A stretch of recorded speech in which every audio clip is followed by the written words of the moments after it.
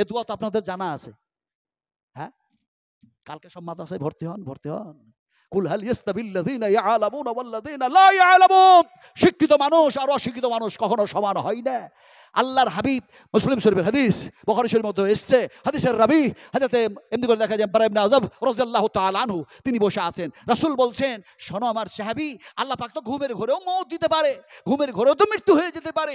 ফলে সেই সময় তো কলমা পড়ার সুযোগ থাকবে না, তওবা করার সুযোগ থাকবে না, আল্লাহর কাছে ক্ষমা চাওয়ার সুযোগ থাকবে না। ঘুমের ঘোরে যদি তোমার মৃত্যু হয়ে যায়, তো ঘুমাবার পূর্বে একটা দোয়া পড়ে নিও। আমি রাসূলুল্লাহ বলছি, আমি বিশ্বনবী বলছি, আমি রাহমাতুল্লিল আলামিন বলছি, আমি সাইয়্যিদুল মুরসালিন বলছি, ও আমার সাহাবী শোনো, যদি সেই দোয়া পড়ে শুয়ে যাও আর তোমার ঘুমের ঘোরে আল্লাহ যদি মৃত্যু প্রদান করে দেন, তাহলে তোমার মৃত্যু হবে ইসলামের ভিত্তিতে, ইসলামের ফিতরাতে মওত হবে। দোয়াটা পড়ে শুয়ে যেও। দোয়াটা কি? নবী সাহেব শিখালেন। সাহেব বললাম বলে আপনারা দুঃখ পাচ্ছেন নাকি? আরে নবীকে নবী যদি সাহেব না বলা হয় না, তাহলে ডাক্তার সাহেব হবে কি করে, এসডিও সাহেব হবে কি করে, বিডিও সাহেব হবে কি করে, মাস্টার সাহেব হবে কি করে, উকিল সাহেব হবে কি করে, মুলি সাহেব হবে কি করে? আল্লাহ নিজেই সে নামটা রেখেছেন নবীর নাম। আল্লাহ পাক যেন কোরআনে এক জায়গায় বলেন, মা দাল্লা সাহিবুকুম ওয়া মা গাওয়া ওয়া মা ইয়ানতিকু আনিল হাওয়া। আল্লাহ রাব্বুল আলামিন বলেন, তোমাদের কাছে এমন একজন সাহেবের রাসূলকে প্রেরণ করলাম, সে যা ডিসিশন দেয়, যে ফয়সালা দেয়, সেটাই আমি আল্লাহর ফয়সালা মেনে নাও। আমি আল্লাহর কাছে ভালোবাসা হয়ে যাবে, প্রিয় হয়ে যাবে, মহব্বতের যেন বান্দা হয়ে যাবে। আমি সেদিকে আজকে নাই বা গেলাম। কথাটা বলতেছিলাম, দোয়াটা কি শেখালেন, দোয়াটা আপনারা শিখুন। দোয়া যেন শেখানো হলো এমনি করে, আল্লাহুম্মা নাফসি ইলাইকা ওয়া জাহাতু ওয়াজহি ইলাইকা ওয়া ফাওয়াদতু আমরি ইলাইকা ওয়া আলজাতু জাহরি ইলাইকা রাগবাতান ওয়া রাহাবাতান ইলাইকা লা মালযা ওয়া লা মানজা মিনকা ইল্লা ইলাইকা আল্লাহুম্মা আমানতু বিকিতাবিকাল্লাযী আনজালতা ওয়া বিনাবিয়িকাল্লাযী আরসালতা। এ দোয়া তো আমরা সবাই জানি। কোরআন পড়তে পড়তে পড়তে কোরআনের হাফেজ হয়ে গেল, তারপরেও দেখা যাচ্ছে মাকে আর বাপকে খাবার দেয় না। কোরআন পড়ে করবে নাকি? লিমা তাকুলুনা মা লা তাফআলুন। এটা আল্লাহ পাকের ভাষা, এটা আল্লাহ পাকের যেন কথা। আল্লাহ যে কথাগুলি বলেছেন সেটা হলো কালাম, সেটা হলো কোরআন। বিশ্ব নবী যে কথাগুলি বলেছেন সেগুলো হলো হাদিস। আল্লাহ নবী মুহাম্মদুর রাসূলুল্লাহ সাল্লাল্লাহু আলাইহি সাল্লামের কথাগুলি হাদিসে পরিণত হয়ে গেল। আর আল্লাহ সুবহানাহু তাআলা জিবরিল মারফতে ওহির মাধ্যম দিয়ে নবীকে জানালেন, এমনি করে নাজিল করলেন, সেটা যেন কোরআনে পরিণত হয়ে গেল। এখন হলোটা কি? ইনশাআল্লাহ যতবার পড়বেন ততবার কোরআন তেলাওয়াত করা হয়ে যাবে, আর নেকিও পাওয়া যাবে। ওই সেন্সে, ওই আকীদায়, ওই ধ্যান, ওই ধারণায়, ওই মেজাজে, ওই মন মস্তিষ্ক নিয়ে যদি পড়ি, সহজ তো হবে, নেকিটাও হয়ে যাবে। যেমন কোরআনের এক জায়গায় বলা হয়, ইনশাআল্লাহু মিনাস সাবিরিন ফালাম্মা আসালামা ওয়া তাল্লাহু লিল জাবিন ওয়া নাদাইনাহু আইয়া ইব্রাহিম। আমার ভাইরা, আমি আসলে বলতে চাইছিলাম যে এই কোরআন, এই হাদিস আপনারা আজকে নতুন শুনছেন না এর আগে শুনেছেন? জবাব দেবেন, একটু জোরে কথা বলুন। আজকে নতুন শুনছি আমরা, না এর আগে শুনেছি? এর পূর্বেও শুনেছি আর এখনো শুনতেছি, কিন্তু শোনার পর আমাদের যে একটা পরিবর্তন আসা দরকার ছিল, সেই পরিবর্তন কি এসছে? কথা বলেন হ্যাঁ কি না? এসছে? আসে নাই। আসলো না কেন? না আসার কারণ কি? অনেক কারণ। কারণ এই যুগটা হচ্ছে যান্ত্রিক সভ্যতার যুগ, এই যুগটা হচ্ছে সায়েন্সের যুগ, এই যুগটা হচ্ছে বৈজ্ঞানিকের যুগ, এই যুগটা হচ্ছে কম্পিউটারের যুগ, এই যুগটা হচ্ছে মোবাইলের যুগ। আর আর অধিকাংশ মানুষের মোবাইলের উপরে ঈমান চলে গেছে। বলছে কি, মোবাইলে সব পাওয়া যায়, মোবাইলে সব অ্যান্সার পাওয়া যায়, মোবাইলে সব দেখতে পাওয়া যায়, মোবাইল সব দিয়ে দেয়, মোবাইলে সব আছে। मैं চ্যালেঞ্জ करता हूं, मैं চ্যালেঞ্জ करता हूं, মোবাইলে সব আছে। আমি বিশ্বাস করি না, এক জর্রা রাই সরষার দানা পরও বিশ্বাস করি না। সেই ঈমান আমার নাই। আমার ঈমান কোথায় আছে আপনাদের বলি। আজকে যারা বলছে যে মোবাইলে সব পাওয়া যায়, সব আছে, সব অ্যান্সার পাওয়া যাবে, তাহলে আমাকে মোবাইলে অ্যান্সার এক্ষুনি দেখায় দাও। কিয়ামতের মাঠে আল্লাহ আমার ডান হাতে আমল নামা দেবে না বাম হাতে আমল নামা দেবে, আমি এক্ষুনি দেখতে চাই। পারবে দেখাতে? যেহেতু পারবে না, সেহেতু ৭০,০০০ ইহুদি তারা দাজ্জালে পরিণত হবে। আর তারা মুসলমানদের ঈমান নষ্ট করার জন্য দেখা যায় এমনি করে যন্ত্র আবিষ্কার করে অত্যন্ত কৌশলের সঙ্গে ঈমান নষ্ট করার জন্য এই সব যন্ত্রগুলি তাদের হাতে তুলে দিবে। তাদের ঈমান কোরআনের উপরে থাকবে না। হবে কি? এখন আল্লাহ পাক বলছেন, ওয়াতিবিয়া। আপনারা কি বিরক্ত হচ্ছেন নাকি? আমি এর চাইতে ভালো ওয়াজ জানি না। কোরআন নাই, ও ওয়াজের মূল্যই নাই। আমি যে ওয়াজ করছি আপনারাকে জিজ্ঞাসা না করলেও আল্লাহ জিজ্ঞেস করবেন, মা ইয়ালফিদু মিন কওলিন ইল্লা লাদাইহি রাকীবুন আতীদ। যে কথাগুলি বলেছিলি সেই কথাগুলি কার বলেছিলি? কোথা থেকে বলেছিলি? বদমাশি আর দুষ্টামি কোথা থেকে বলেছিলি? এই প্রশ্ন যদি আমারে হয়, আমার বাঁচার উপায় থাকবে? কথা বলেন আপনারা, বাঁচার উপায় থাকবে? আপনাদের শোনাচ্ছি, আপনারা শুনুন। কথা বলতেছিলাম আমার ভাইরা, আল্লাহ পাক বলছেন, ওয়াতিবিয়ানাল লিকুল্লি শাই। আল্লাহ পাক বলেন, আমি কোরআনের মধ্যে সমস্ত সবকিছু ঢুকাইয়া দিয়েছি। আমাদের ঈমান নষ্ট করার জন্য ইহুদিরা এই যন্ত্র আবিষ্কার করলো আর বললো এর মধ্যে সব আছে। বলো কোরআনে সব পাওয়া যাবে, এই কথা তোমরা বলা ছেড়ে দাও, ওই ঈমানটা থেকে তোমরা সরে আসো। তার মানে তোমরা কোরআনের উল্টা চলো। উল্টা ভাষা তো আমরা বুঝি না ভাই। আমি বলে ফেললাম উল্টা চলো, বিহারি মানুষ তো, বলে ফেললাম উল্টা। উল্টা আপনারা নিশ্চয়ই বুঝেন, কিন্তু উল্টার বিপরীত কি বলুন দেখি? হাইয়াকাল্লাহ, বারাকাল্লাহ, জাযাকুমুল্লাহ খাইরান জাযা, আহসানাল জাযা। আল্লাহুম্মা গফির খাতায়ে কাবীরানা, আল্লাহুম্মা গফির খাতায়ে সাগীরানা, আল্লাহুম্মা গফির খাতায়ে জাহিরিনা, আল্লাহুম্মা গফির খাতায়ে বাতিনা। আমি মুসাফির মানুষ, দোয়া দিয়ে দিলাম। কথাটা বলছিলাম কি, मुझे मंजूर नहीं है कि मैं तेरी शिकायत करूं, बात यही से बात निकल आती है तो मैं क्या करूं। কুলের কথা খুলে বলার ইচ্ছা করে না, একটি কথা বলতে গিয়ে আর একটা হাদিস মনে পড়ে যাচ্ছে, রিমোট নেই, জিভা কন্ট্রোল করতে পারছি না। দোয়া দোয়া শব্দটা বাইরে হয়ে গেল, আর ওখানে বাইরে হয়েছে বিপরীত। তার মানে সোজা বললেন। এখন কোনটার ওয়াজ করব আমি, কোনটা যে বয়ান করব? বয়ান, বয়ান এই শব্দটা কিন্তু আমার নয়, এই শব্দটা হচ্ছে আল্লাহ পাকের ভাষা। জোরে বলুন সুবহানাল্লাহ। কার ভাষা বলুন, একটু জোরে বলুন। আল্লাহ বলতে ভয় লাগছে নাকি? আরো জোরে বলুন, কার ভাষা? আল্লাহ বললেন এটা কি? হায় হায় হায়, বয়ানের শব্দ আল্লাহ পাকের ভাষা। কোরআনের মধ্যে এক জায়গায় ইসহাজা বায়ানুল লিন্নাস, এই কিতাবের মধ্যে আমি আল্লাহ বায়ান করলাম, আলোচনা করলাম বিশ্ব মানবের কল্যাণের জন্য। আল্লাহ বললেন। আল্লাহ কি? আল্লাহ আমার মুনিব, আল্লাহ আমার স্রষ্টা, আল্লাহ আমার খালিক, আল্লাহ আমার মালিক ইত্যাদি। কিন্তু আল্লাহ যখন বললেন তখন কোরআন তেলাওয়াত করা হয়ে গেল।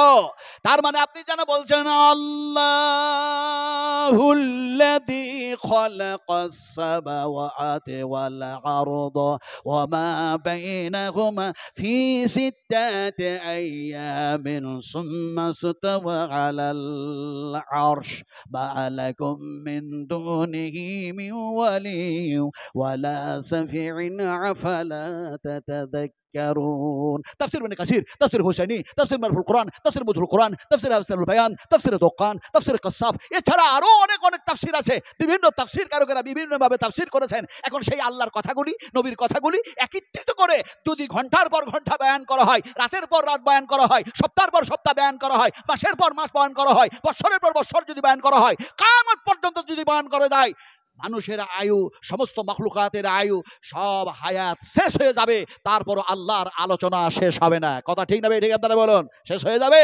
কথাটা বলতেছিলাম কি, যে এখন দেখা যায় সোজা, মানে বললেন বিপরীতের উল্টা কি? সোজা। বিশ্বনবী সোজা বুঝাচ্ছেন। দেখুন, হাযা সিরাতুম মুস্তাকিম। আল্লাহ রাসূল একটা সিধা দাগ টানলেন, আর ডান দিকে বাম দিকে ছোট ছোট দাগ টানলেন, আর বললেন এই সিধা পথে যারা জীবন বাস্তবায়ন করবে তাদের গন্তব্যস্থল হবে বেহেশত।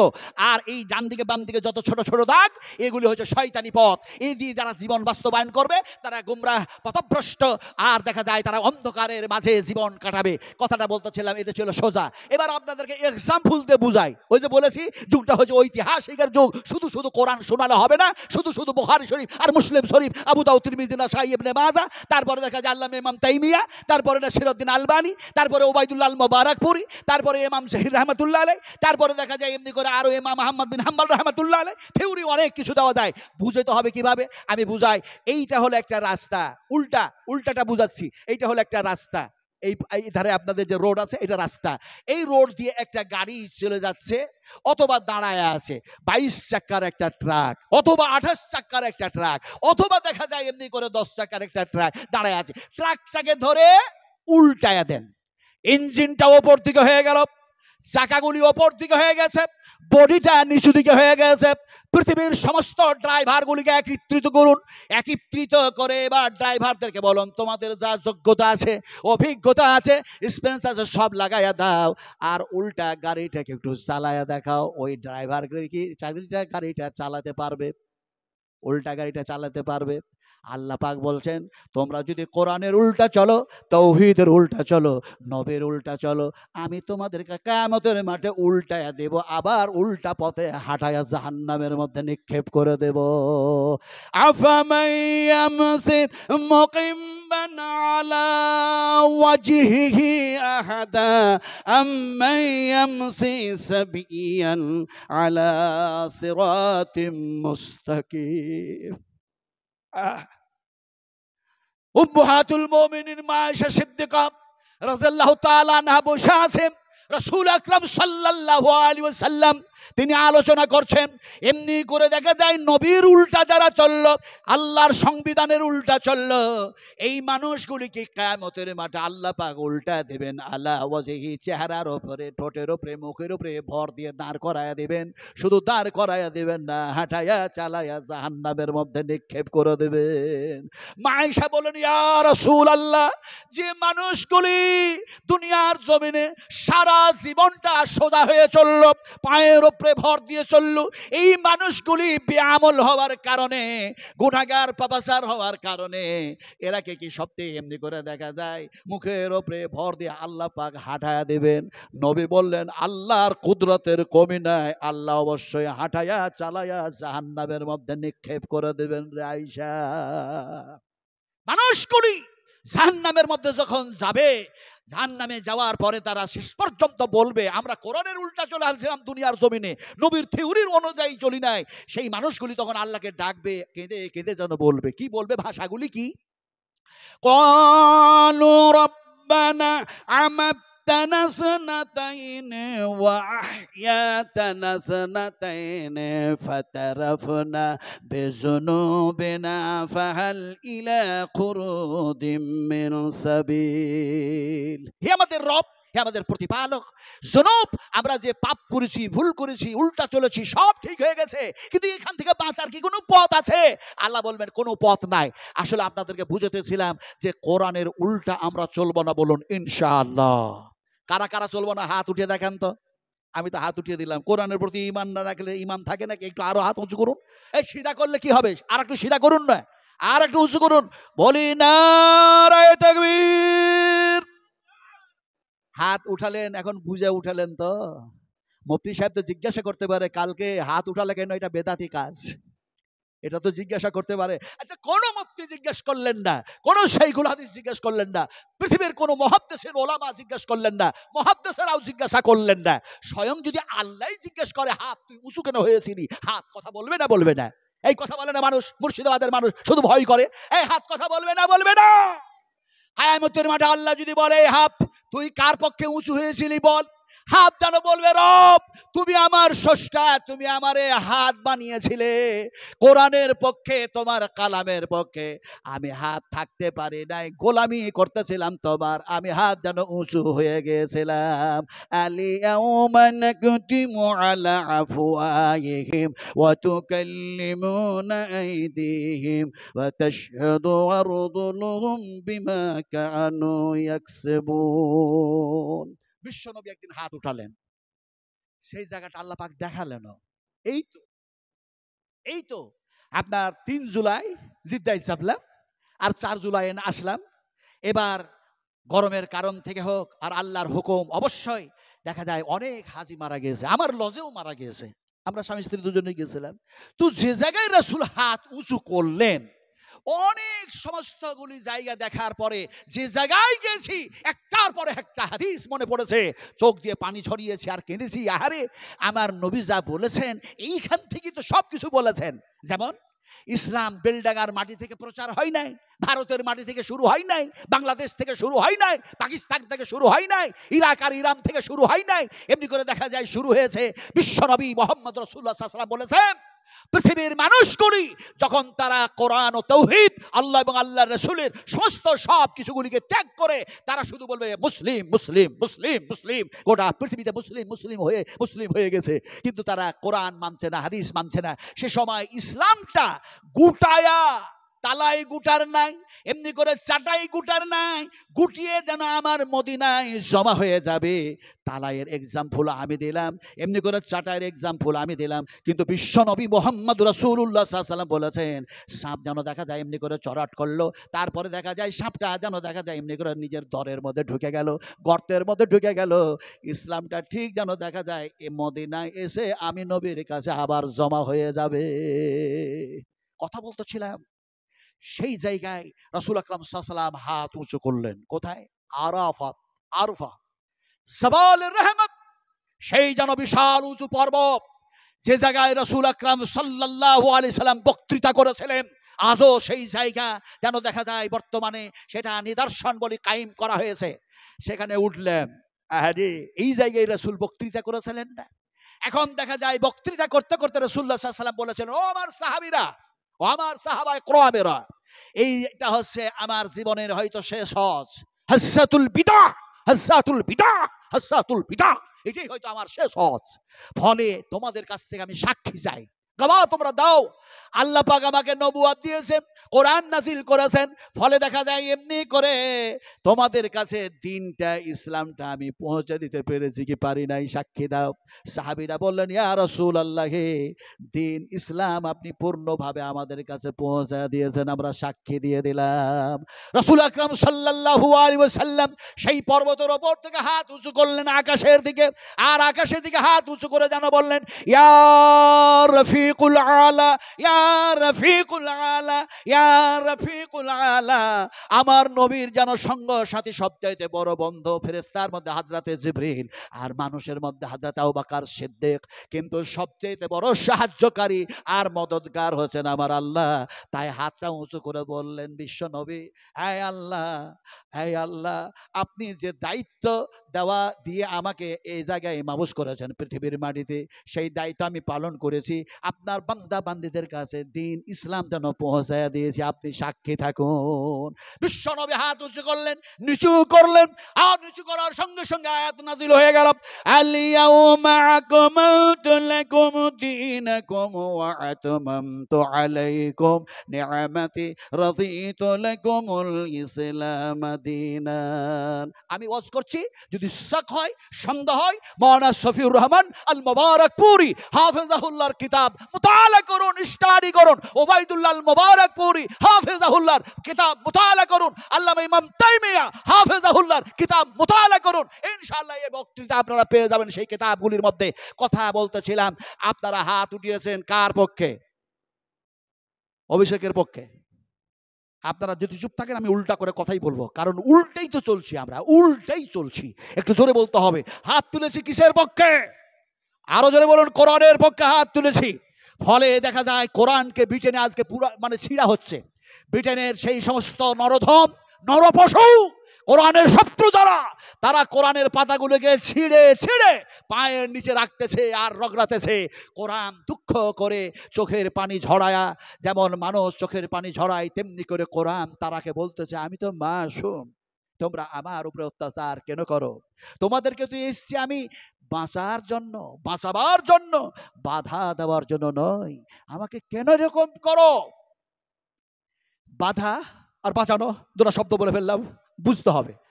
এই দেখুন, এইটা হলো একটা পথ, আর এইদিকে এইটা হলো একটা পথ। এখন দুই পথে দুইটা মানুষ দাঁড়ায় আছে। একটা মানুষের হাতে তরবারি, আর একটা মানুষ সৈন্য হাত, আর সামন ধার থেকে একটা মানুষ আসছে। এই মানুষটি যখন এই তরবারি নিয়ে আছে, সেই লোকটার দিক দিয়ে যখন যেতে চাইলো, এই মানুষটা বলছে, বেটা এই দিকে যেতে পাবি না, এই দিকে যেতে পাবি না, যেতে দেবো এক শর্তে, এই মূর্তিটা পূজা কর। এই গাছটাকে পূজা কর, এইটাকে সিজদা কর, তাহলে যাওয়ার চান্স পাবি। যদি না করিস তাহলে তরবারি দিয়ে হত্যা করে দেব। এ যেন দেখা যায় জীবনটাই শেষ করতে চাইলো, তার মানে দেখা যায় এ জীবনটা যেন বাঁচাতেই চাই না। এই দিকে আর একজন মানুষ দাঁড়ায় আছে। এখন এই মানুষটা ব্যাক করে যেন সেই মানুষটার দিক দিয়ে পেরিতে গেল। ওই মানুষটা তরবারি নাই, লাঠি নাই, সোটা নাই, কিচ্ছু নাই, যেন অনয় বিনয় করে মানুষটা বলল, ভাই তুমি এই পথে যেও না, এই পথে আছে টাইগার, এই পথে আছে সিংহ, এই পথে আছে ভালুক, ফলে যেন তোমার জীবনের ক্ষতি হয়ে যাবে, খবরদার এই পথে যেও না। তোমারে অনয় বিনয় করি, খবরদার যেও না। কোরআন বলে আমি মাসুম, তোরা এইদিকে অন্যায় পথে যাস না, জাহান্নামে চলে যাবি। বাঁচার কথা বলি, তারপরও কেন আমারে ছিঁড়িস, আর তোরা যেন পায়ের তলায় রাখিস। পৃথিবীর সমস্ত শত্রুরা যদি কোরআনের পাতাগুলিকে ছিঁড়ে ছিঁড়ে সমস্ত কোরআনগুলিকে আগুনে পুড়ায়া শেষ করে দেয়, তাহলে কি কোরআন শেষ হয়ে যাবে? বেলডাঙ্গার মানুষ জোরে কথা বলতে হবে, শেষ হবে। আরো জোরে বলুন, শেষ হবে। শেষ হবে না, তার কারণ কি? ইন্না নাহনু নাযালনা যিকরা ওয়া ইন্না লাহু লাহাফিজুন। আল্লাহ পাক বলেন, এই কোরআনের হেফাজত আমি করতে চেয়েছি, কোরআন নাজিল করলাম আমি, আর কোরআনের হেফাজত করব আমি আল্লাহ। এই কোরআন আমরা এর আগেও শুনেছি আর এখনো শুনছি, কিন্তু আমাদের পরিবর্তন নেই কেন? কারণ অনেক বুঝাতে গিয়ে অনেক কিছু বলে ফেললাম, কিন্তু জবাবটা আপনাদের দেওয়া হয় নাই। জবাবটা দিচ্ছি, এবার শুনুন। কেন আমাদের পরিবর্তন নাই? এক্সাম্পল দিয়ে বুঝাই। একটা ফ্যাট মানুষ, একটা মোটা মানুষ, দয়া করে কোনো মোটা মানুষ যদি কেউ থাকেন এখানে, তাহলে দুঃখ করবেন না। কারণ আমি আপনার কয়েকদিন আগে বক্তব্য রাখছিলাম মেদিনীপুর ঘাটাল ঈশ্বরচন্দ্র বিদ্যাসাগরের একেবারে বাড়ির সংলগ্ন, এখন বাড়ি নাই, কলেজ স্কুলে পরিণত হয়ে গেছে। তারপরে ক্ষুদিরামের যে জায়গায় ফাঁসি সেটাও দেখলাম, কথাটা বলতেলাম, সেখানে ওয়াজ করতে গেছি। তো যিনি আমার দাওয়াত করেছেন তিনি নিজেই মোটা মানুষ। তো উনি মঞ্চে ছিলেন, উনি যেন বলছেন, হুজুর, আপনারা হুজুর টুজুর করলে দুঃখ করেন না, উনি বলছেন, হুজুর আপনি আর কোনো মানুষকে দিয়ে এক্সাম্পল শুরু করতে পারলেন না? আমি মোটা মানুষ, আপনাকে দাওয়াত দিয়েছি, আর আপনার আপনার চোখটা আমার উপরেই পড়লো। যার জন্য আজকে ক্ষমা চেয়ে নিচ্ছি, যে কেউ মোটা মানুষ থাকলে দুঃখ পাবেন না, কিন্তু এক্সাম্পলটা আমি দিচ্ছি। এখন দেখা যায় এক ফ্যাট মানুষ, এক মোটা মানুষ, তার উঠতে বসতে চলতে ফিরতে সদা সর্বদাই সর্বকাজে খুব কষ্টকর। এখন এক ডাক্তারের কাছে গেছে, গিয়ে বললো, স্যার স্যার আমি হ্যাভি ফ্যাট হয়ে গেছি, আমি মোটা হয়ে গেছি, আমার শরীরের পরিবর্তন কিভাবে আসবে, ঔষধটাও দেন আর কিছু সাজেশনটাও দেন। এখন দেখা যায় ডাক্তার তার বক্তব্য শুনে বলল, তুমি খাবার কি খাও যে এত মোটা হয়েছো? খাবার কি খাও? আপনাদেরকে জিজ্ঞাসা করতে চাই, খাবার খেয়েছেন কোন হাতে? কথা বলে না, সত্য কথা বলুন, সত্য কথা। ডান হাতে খেয়েছেন তো, না বাঁ হাতে? তাহলে সবাই জোরে বলছেন না কেন সত্য কথাটা? কোন হাতে খেয়েছে? মিথ্যা কথা, মিথ্যা কথা। আমরা সবাই বললাম ডান হাতে খেয়েছি। এখন আপনাদেরকে মিথ্যা প্রমাণ করার জন্য কিভাবে বলবো? কোরআনের আয়াত দিব, তারপরে আগে এক্সাম্পল দিয়ে দিই। এমনি করে যদি দেখা যায় ডান হাতে খাবার যদি খেয়ে থাকি, সত্য কথা বলেছেন, কিন্তু এই ডান হাতটাকে আল্লাহ যদি প্যারালাইসিসে পরিণত করে দেন, তাহলে খাবেন? চ্যালেঞ্জ করছেন আল্লাহর সঙ্গে, বাম হাতে খাবো। বাম হাতটাকেও যেন প্যারালাইসিসে পরিণত করে দেওয়া হলো। বলে এবার কে খাওয়াবে? বলে স্ত্রী খাওয়াবে, মা খাওয়াবে, বাবা খাওয়াবে, home minister, prime minister, chief minister খাওয়াবে, দেশের মানুষ খাওয়াবে, গ্রামের মানুষ খাওয়াবে, গোটা পৃথিবীর সমস্ত নর আর নারীগুলিকে আল্লাহ পঙ্গ করে দিলেন, প্যারালাইসিসে পরিণত করে দিলেন। এবার আপনি কোন হাত দিয়ে খাবেন? এবার জবাব দেন। এটা হলো মিথ্যা কথা। আল্লাহ বলছেন তোদের ঈমানটাই নাই সত্যের উপরে। আল্লাহ পাক বলেন, ওয়া ইউতঈমুনি ওয়া ইয়াসকিন ওয়া ইযা মারিজতু ফাহুয়া ইয়াসফিন। আল্লাহ বলেন তোমরা হাত দিয়ে খাও না, তোমাদের কেউ খাওয়ায় না, বরং আমি আল্লাহ তোমাদের পানি পান করায় দিই, খাবার খাইয়া দিই। আমি আল্লাহ অসুখ দিই, আর আমি আল্লাহ অসুখ ভালো করি। এবার বলুন কে খাওয়ায়? ডান হাত না কে খাওয়ায়? এবার বলুন কে খাওয়ায়? এখন চ্যালেঞ্জ করছিলেন না, ডান হাত দেখিয়েছি। আচ্ছা, খাবার খাওয়ালেন আল্লাহ, দোয়া পড়লেন কি? দোয়া কি পড়েছেন? কি যে বলবো আপনাদেরকে, কোন জায়গায় যে আমি আজকে ওয়াজ করতে এসেছি আল্লাহই জানে। আমার ভাইরা, বিশ্বনবী মুহাম্মদ রাসূলুল্লাহ সাল্লাল্লাহু আলাইহি ওয়াসাল্লাম তিনি খেজুর খেলেন, প্রয়োজন হলে 3টা খেতেন, কিন্তু সেই দিন একটা খেজুর খেলেন। খাওয়ার পর আরে টাটকা জীবিত সাহাবায়ে কেরামদের গুনাগুন গুণাবলী যদি দেখতে যান, তাহলে যারা হজ করতে গেছে তারা দেখতে পাবে। বিশ্বাস করুন, কি অবস্থা, কি অবস্থা। হায়রে, আপনাদের মুর্শিদাবাদের এই আপনার কি বলে আদি কাদের দিককার একজন মাস্টার আমার সঙ্গে ছিলেন, ওনারা 5 জন ছিলেন। তো উনি বলছেন আমি 3 দিন ধরে অনাহারে আছি শেখ, আমি 3 দিন ধরে অনাহারে আছি। ভারতপুর কি আছে, ভারতপুর না ভরতপুর কি হাই স্কুল আছে, ওখানকার উনি হেডমাস্টার। তো বলছেন 3 দিন ধরে অনাহারে আছি। তো আমার সামনে আসলো বরফের একটা কার্টন, ওই পাথরগুলি 2 হাতে নিচ্ছে আর চিবিয়ে চিবিয়ে খাচ্ছে। কথা বুঝেন কিনা? বলছে সবচেয়ে সর্বশ্রেষ্ঠ নিয়ামত আমি মনে হচ্ছে খাচ্ছিলাম সেই দিন, 3 দিন ধরে অনাহারে। হাদিস পড়তাম আর মনে মনে ভাবতাম সাহাবীরা অনাহারে থাকতো কেমন করে, কিন্তু প্র্যাকটিস হয়ে গেল, সেখানে প্র্যাকটিক্যাল দেখলাম কিভাবে থাকা সম্ভবপর হয়। সেখানে আল্লাহর ভয়ে কান্না করতে করতে কিভাবে সময় পেরিয়ে যাচ্ছে, মানুষ খিদার কোনো টের পায় না। ধরে বলুন সুবহানাল্লাহ। আলোচনা করছিলাম কি? আলোচনা আপনাদের সামনে যেটা করতেছিলাম সেটা হচ্ছে এইটা, রাসূল আকরাম সাল্লাল্লাহু আলাইহি সাল্লাম তিনি একটি খেজুর খেলেন, দোয়া পড়লেন কি? আপনারা কি যেন বললেন? আলহামদুলিল্লাহ না কি বললেন? বললেন না? আল্লাহর হাবিব দোয়া যেটা বললেন, ইমাম বুখারী রাহমাতুল্লাহ আলাইহি বুখারী শরীফের মধ্যে দোয়াটাকে কোট করে দিয়েছেন।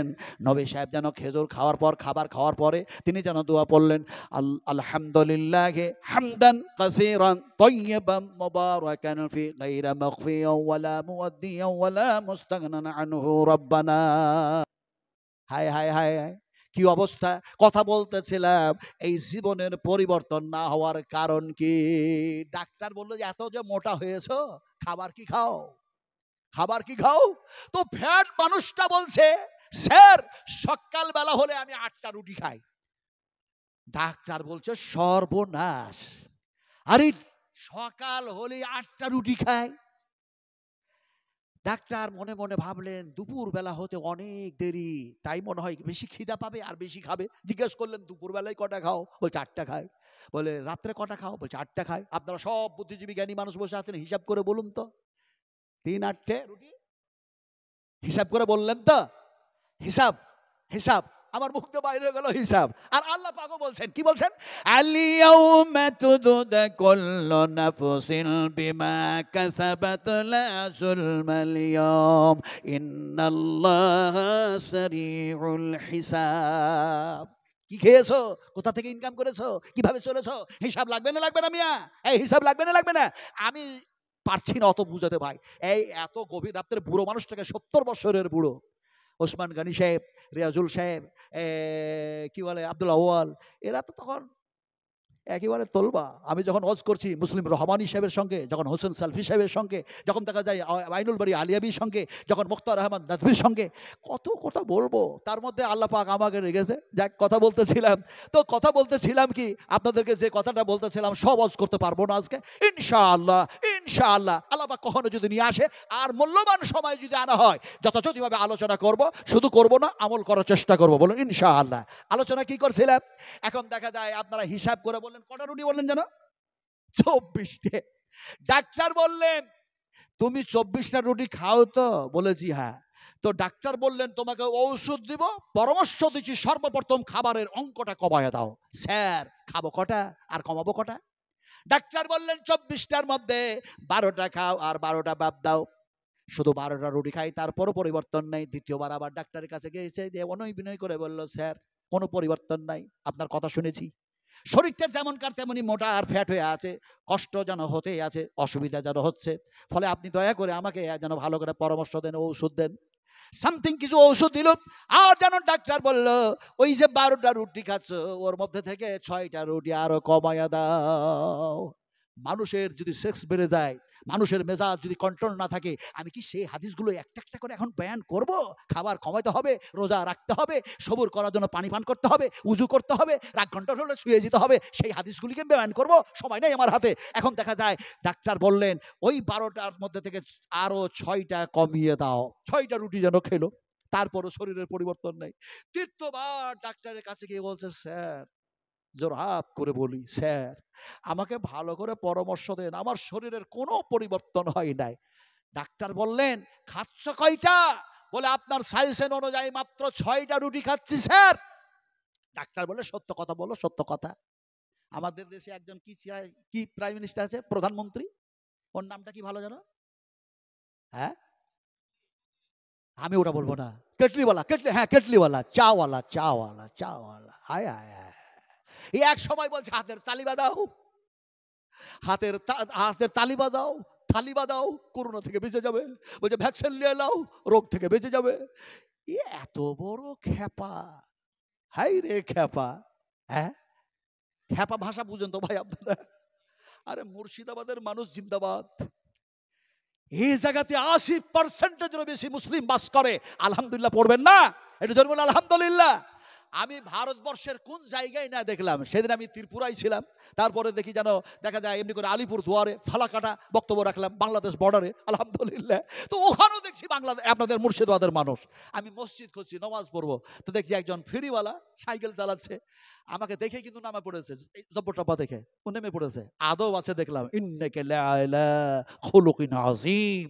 রাসূল কারীম সাল্লাল্লাহু আলাইহি ওয়াসাল্লামকে আল্লাহ পাক উত্তম আখলাক দান করেছিলেন। উম্মতের মধ্যে সেই আখলাক যদি না থাকে আমরা উত্তম উম্মত হই কি করে? এখন দেখা যায় নেমে পড়লেন, আমি একে সালাম দিলেন, আমি বললাম ওয়া আলাইকুমুস সালাম ওয়া রাহমাতুল্লাহি ওয়া বারাকাতুহু। ভাই মনে তো হচ্ছে আপনি মুর্শিদাবাদের মানুষ। আমাকে বলছে হুজুর আপনি চিনলেন কেমন করে?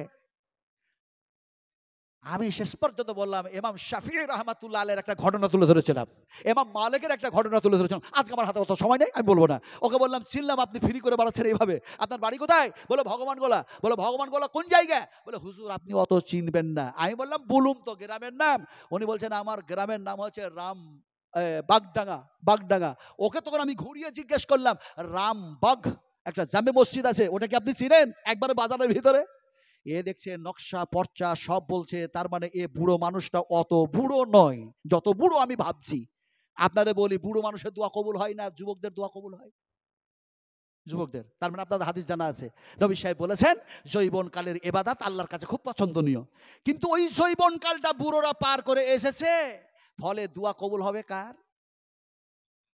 বুড়ো, বুড়ো, বুড়ো মানুষের দোয়া কবুল হয়ে গেল। গালের চামড়া জড়সড় হয়ে গেছে, এইগুলো সব বড় বড় হয়ে গেছে, তারপরে হাতের চামড়া জড়সড় হয়ে গেছে, স্কিনগুলো কেমন কেমন হয়ে গেছে। বুড়ো মানুষ দোয়া করছে, দোয়া কবুল হয়ে গেছে, তার জন্য আল্লাহর প্রশংসা করছে। বুড়ো মানুষটা কিভাবে দোয়া করছে তিনি বলছেন আলহামদুলিল্লাহিল্লাযী ওয়াহাবালি আলাল কিবারি ইসমাঈল ওয়া ইসহাক। যার কাছে ছেলে চেয়েছিলাম তিনি আমাকে ছেলে দিলেন, আমি সেই আল্লাহর প্রশংসা করছি যিনি আমার দোয়া কবুল করেছেন। বলুন সুবহানাল্লাহ। ছেলে চাইবো কার কাছে? এদের মনের মধ্যে মনে সন্দেহ টন্দেহ আছে, মনে খাজা বাবার কাছে চাইলে ছেলে পাওয়া যাবে। ছেলে চাইবো কার কাছে? আরো জোরে বলতে হবে, উদুনি আস্তাগফিরু লাকুম। আল্লাহ পাক বলছেন তোমরা আমার কাছে আমাকে ডাকো, তোমাদের ডাকে সাড়া দেব। তোমরা আমার কাছে চাও, তোমাদের সমস্ত অভাব মোচন করে দেব। আলোচনা করছিলাম কোথায়, আসলাম কোথায়? আলোচনা করতেছিলাম, এখন দেখা যায় সে বলছে ওই ওই ওই কি কি কেটলিওয়ালা, হ্যাঁ খ্যাপা খ্যাপা খ্যাপা। তা আপনারা বলেছি খ্যাপা কয় ধরনের হয়? আপনারা বলেছেন অনেক, মেলা। না মেলা হয় না, অনেক রকম হয় না। খ্যাপা হয় দুই ধরনের। একটা খ্যাপা হয় পুরো ম্যাট, একেবারেই ম্যাট। আর একটা খ্যাপা হয় কোনো সময় ঠিক বলছে, কোনো সময় ভুল বলছে, কোনো সময় ঠিক বলছে, কোনো সময় ভুল বলছে। এই দুই খ্যাপার উদাহরণ দিয়ে বুঝাই। এইদিকে একটা খ্যাপা দাঁড়িয়ে আছে উলঙ্গ হয়ে, আর এইদিকে একটা খ্যাপা দাঁড়িয়ে আছে গামছা পরে, এই দিকটাতে, জানলেন কিনা? এখন দেখা যায় এই দুই খ্যাপার মধ্যে একজন হুজুর মাথায় পাগড়ি টাগড়ি বেঁধে সে যেন পেরিয়ে চলে যাচ্ছে। তো ন্যাংটা খ্যাপাকে ওই গামছা পরা খ্যাপা বলছে হুজুর চলে যাচ্ছে, সালাম দে সালাম দে সালাম দে সালাম দে।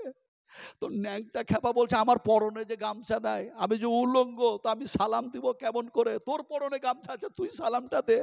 তো ও কত বড় খ্যাপা, এখন নিজের গামছাটা খুলে দিয়ে নিজে উলঙ্গ হয়ে গিয়ে গামছাটা উলঙ্গ খ্যাপার দিকে ছুঁড়ে দিল, বলছে গামছাটা পর তাড়াতাড়ি আর সালামটা দে, হুজুর চলে যাচ্ছে।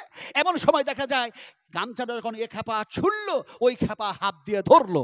এখন গামছাটা পরে যদি তাড়াতাড়ি সালাম দেয় তাও তো হয়, কিন্তু সালাম না দিয়ে হাতে গামছাটা ধরে প্রতিযোগিতা শুরু করলো। বলছে তুইও খ্যাপা আমিও খ্যাপা, তুইও উলঙ্গ আমিও উলঙ্গ, তুইও ন্যাংটা আমিও ন্যাংটা, তুই আগে সালাম দিবি না আমি আগে সালাম দিব। এখন এই প্রতিযোগিতা হতে থাকলো, হুজুর পেরিয়ে চলে গেল, সালাম দেওয়া হলো না, সালামের জবাবও হলো না, আল্লাহর পক্ষ থেকে তাদের ভাগ্যে রহমত জুটলো না। এরা অন্ধকারের মাঝে পড়ে থাকলো আর হাবিজাবি বলতেই থাকলো। এই হচ্ছে খ্যাপার দল। কথা বুঝতে পারলেন কি রে? এখন ডাক্তার বললো সত্য কথা বলো, রুটি কটা খেয়েছো সত্য কথা বলো। এমন সময় যেন সেই ফ্যাট মানুষটা বলছে স্যার মিথ্যা কথা মোটেও বলি না, 100% সত্য কথা বলছি। আপনি যেন দেখা যায় এমনি করে 6টা রুটি খেতে বলেছেন, 6টাই রুটি খাই, শরীরের পরিবর্তন নাই। ডাক্তার বললেন, ওরে বাবা, সত্য কথা বলতে জিজ্ঞেস করছি, তুমি রুটির সংখ্যা কমিয়েছো না আটার সংখ্যা কমিয়েছো? কোনটা করেছো? তো ওই মোটা মানুষটা বলছে, স্যার খেতাম তো 24টা রুটি, কিন্তু ওই 24টা রুটিতে যত কেজি আটা লাগে সব আটা ওই 6টা রুটি দিয়ে খেয়েছি। ডাক্তার বললেন, বেওকুফ কোথাকার, তাহলে আমার সাজেশন কোথায় মেনেছিস? তুই তো সব আটা আর সব রুটি খেয়েছিস। আমাদের মুসলমানদের অবস্থা তাই হয়েছে। আজকে ফাইজি সাহেব, আজকে রিয়াজি সাহেব, আজকে মাক্কি সাহেব, আজকে মাদিনী সাহেব, আজকে যেন উমরি সাহেব, কত সাহেবের মুখ থেকে কোরআন হাদিস শুনি, কিন্তু এর পরেও আমাদের জীবনের পরিবর্তন আসলো না। যারা ছিল মূর্তি পূজারী, যারা ছিল সূর্য পূজারী, যারা ছিল চন্দ্র পূজারী, যারা ছিল সাগর পূজারী, যারা ছিল পাহাড় পূজারী, যারা ছিল এমনি করে দেখা যায়, এমনি করে দেখা যায় মূর্তি পূজারী, সেই সমস্ত মানুষগুলির কাছে যখন কোরআন বায়ান হলো, তাদের পরিবর্তন আসলো। আজকে যদি তাদের মতো আমরাও শোনার পরে আমল করতাম, তাহলে হযরত ওমর রাদিয়াল্লাহু তাআলা আনহু, হযরত আবু বকর সিদ্দিক, হযরত আবু তালহা, হযরত আবু দারদা, হযরত আবু হুরায়রা, হযরত আব্দুর রহমান বিন আউফ ইত্যাদি ইত্যাদি সাহাবায়ে কেরামদের মতো আমাদেরও ঈমান তৈরি হতো, আমাদেরও এক পরিবর্তন আসতো। কিন্তু পরিবর্তন আসছে না। আমরা শুধু বলছি আর আমরা শুনছি, আমরা সেইভাবে কামা হক্কাহু সেইভাবে আমল করছি না। কথা ঠিক না বেঠিক? আপনারা জবাব দেন, কথা ঠিক না বেঠিক? আমার ভাইরা, সোনার টুরেরা, কথা বলতেছিলাম আপনাদের সামনে, বিশ্ব মানবের কল্যাণের জন্য সর্বশ্রেষ্ঠ একটা কিতাব নাজিল করা হলো। কিতাবের নাম কি বলুন? কোরআন। এই যে এনারা পাগড়ি পেলেন, এনারা সব হাফিজে কোরআন না আলিম? আলিম। আলহামদুলিল্লাহ, সুব আলহামদুলিল্লাহ। এই মাসেরই আমি যেন কয় তারিখে, এই এক সপ্তাহ হয় নাই, 4-5 দিন হচ্ছে, আমি দক্ষিণ 24 পরগনার একটা জায়গায় ছিলাম, চটা বলে একটা জায়গা। সেখান থেকে সারা ভারতবর্ষকে এই আপনার জিন্সের প্যান্ট যত তৈরি হচ্ছে ওখানে হচ্ছে। তো ওখানে মাদ্রাসায় আপনার পাগড়ি দেওয়া হলো, পাগড়ি দেওয়া হলো 20 জন কোরআনের হাফিজ। আল্লাহু আকবার। তো 20 জন কোরআনের হাফিজের মাথায় পাগড়ি দিতে দিতে আপনারা লক্ষ্য করেছেন নিশ্চয়, যে আমি যখন পাগড়ি বাঁধি খুব একটু তাড়াতাড়ি, কথা বুঝেন কিনা? আলহামদুলিল্লাহ, সুম্মা আলহামদুলিল্লাহ। আমার মাথাতেও যদি বাঁধি অসুবিধা হয় না, আর তাদের মাথাতেও বাঁধলেও অসুবিধা হয় না, একটা প্র্যাকটিস হয়ে গেছে, অভ্যাস হয়ে গেছে। তো যাক, কথা বললাম কি, 20 জন কোরআনের হাফিজের মাথায় পাগড়ি বাঁধা হলো। একজন আপনাদের মুফতি নাজমুল হক বলে কে যেন আছেন মুর্শিদাবাদে, উনি বললেন আমাকে যে, শেখ আপনি যদি না থাকতেন বড্ড আমার কষ্ট হতো আজকে এতগুলো ছেলের মাথায় পাগড়ি বাঁধতে। তো যাক, খুব সুন্দরভাবে হয়ে গেছে। কথাটা বলতেছিলাম যে সেখানে যেন দেখা যায় কোরআনের হাফিজ তৈরি হলো 20 জন। আজকে আমার এই মাদ্রাসা থেকে, বেলডাঙ্গা এই যেন মাদ্রাসা থেকে, এই মাদ্রাসা থেকে ছেলে যেন এমনি করে তৈরি হয়েছে আলিম। আল্লাহ পাক তারাকে সেই কোরআনের ইলম দান করেছেন। বিশ্বনবী মুহাম্মদ রাসূলুল্লাহ সাল্লাল্লাহু আলাইহি সাল্লামের সেই হাদিস তাদের জেহেনের মধ্যে, তাদের সিনার মধ্যে, তাদের মেমোরির মধ্যে আল্লাহ পাক ঢুকায়া দিয়েছেন। এখন সেই আলিমগুলি হলো কয়জন জানো? কয়জন হলো? 5 জন হলো। আবার 6 জন, 4 জন, 4 জন হলো। আলহামদুলিল্লাহ, 4 জন যেন আলিম হলো। এই আলিমগুলি এক সময় দেখা যায় মা ছেড়েছে, বাবা ছেড়েছে, জন্মভূমি ছেড়েছে, সবগুলিকে ত্যাগ করে দিয়ে বিশ্বনবীর মহব্বতে তারা যেন এই মাদ্রাসায় এসে তারা কোরআন এবং হাদিস শিখলো। সেই সমস্ত ওস্তাদদের কাছে, যে সমস্ত শায়েখরা এখানে বসে আছেন, আলহামদুলিল্লাহ, আল্লাহ পাক এই মাদ্রাসার ওস্তাদদের, শিক্ষকদের হায়াতকে আল্লাহ বাড়ায়া দেখ। আল্লাহ পাক এই মাদ্রাসার কমিটি সদস্য যিনারা আছেন, আল্লাহ পাক তাদেরকে মেহনতকে কবুল করে নেকে জুজুর আল্লাহুম্মা আমিন। আমার ভাইরা, আমার খুব দুঃখ হয়, আমার খুব কষ্ট হয়। একটা এমন সময় গেছে যে সময় দেখা যায় খাবার পাওয়া যায় নাই, অথচ হাদিস সংগ্রহ করার জন্য দেখা যায় ছেলেরা পড়াশোনা করেছে। যেমন আমার জামানায় আমরা খাবার ঠিক মতো পাই নাই, পোকা দেওয়া ভাত খেতাম, পোকা দেওয়া ভাত, খিদার চোটে। কথা বলতেছিলাম যে এক সময় দেখা যায় ইমাম বুখারী রাহমাতুল্লাহ আলাইহি, আহারে ইমাম বুখারী রাহমাতুল্লাহ আলাইহি, তিনি দেখা যায় সাথীদেরকে সঙ্গে করে নিয়ে যেন চলছেন, সাথীদেরকে সঙ্গে করে নিয়ে চলছেন, খিদার তাড়নায় যেন দেখা যায় এমন যেন পেতাব হয়ে পড়েছেন। কিন্তু কেউ যেন দেখা যায় বেয়াদবি করে হোক, চাই ইচ্ছাকৃত হোক, চাই অনিচ্ছাকৃত হোক, যেন দেখা যায় মাথার উপরে ছাই ফেললো। সেই ছাই পড়ার সাথে সাথে তিনি বললেন, আলহামদুলিল্লাহ, অন্য সাথীরা যেন বললেন এইরকম ভাবে আপনার যেন শরীর উপরে ছাই ফেলা হলো আর আপনি আল্লাহর প্রশংসা করেন। তিনি বললেন এই জন্যই করলাম, পেটে একদিকে খিদা, অন্যদিকে দেখা যায় নবীর হাদিস সংগ্রহ করার ইচ্ছা। এমনি করে ছাই যদি ফেলেছে, এই ছাইয়ের মধ্যে যদি আগুন থাকতো, অগ্নি থাকতো, তাহলে আমার শরীরের ক্ষতি হয়ে যেত। যে ক্ষতি থেকে আল্লাহ পাক বাঁচিয়েছেন, তাই জন্য আল্লাহর প্রশংসা করলাম। আরে এক সময় মৌলানা শামসুজ্জোহা, মৌলানা আরো যে সমস্ত আলেমেরা ছিলেন, তিনারা দেখা যায় 3 দিন 4 দিন 1 সপ্তাহ শুকনো রুটি যেন জড়ো করে রাখতো, একটু একটু করে খেত। আর দেখা যায় পানি খেয়ে তারা ক্লাস করেছে। আজকে বলে কি যে আলিম আলিম আলিমদের যা অবদান আছে, পৃথিবীর আর কোন মানুষের অবদান থাকলে থাকতে পারে, কিন্তু আলেমদের অবদানগুলি যদি তারাজুর এক পাল্লায় চাপানো হয়, আর পৃথিবীর অন্যদের যদি অবদানগুলি আর এক পাল্লায় চাপা হয়, তাহলে আলেমদের অবদানের পাল্লা ভারী হয়ে যাবে। বলি নারায়ে তাকবীর, একটু জোরে বলি নারায়ে তাকবীর। আলেমদের কথা আল্লাহ পাক নিজেই বলেছেন, ইন্নামা ইয়াকসাল্লাহা মিন ইবাদিহিল উলামা। আলেমেরা কি করেছে? পাকামো করতো। আজকে সেই সমস্ত আরএসএস, আর সেই সমস্ত হিন্দু পরিষদ, এই সমস্ত লোকেরা এই সমস্ত বাজে বাজে কথা বলে মাদ্রাসাগুলিকে বন্ধ করার চেষ্টা করছে। এই করছে না বলুন? হক কথা বলবই। আমার মনের আশা ছিল 2টা, ভালো করে শুনুন। একটা আশা ছিল, হে আল্লাহ, তোমার কথাগুলি, নবীর কথাগুলি বলতে বলতে যদি জেল খাটতে পাওয়া যায় খুব মজা লাগবে। আল্লামা দেলোয়ার হোসেন সাইদ সাহেব জেল খাটলেন না? কথা বলেন, এরা ভয়ে চুপচাপ হয়ে আছে। জেল খেটে যেন খায় না নেই।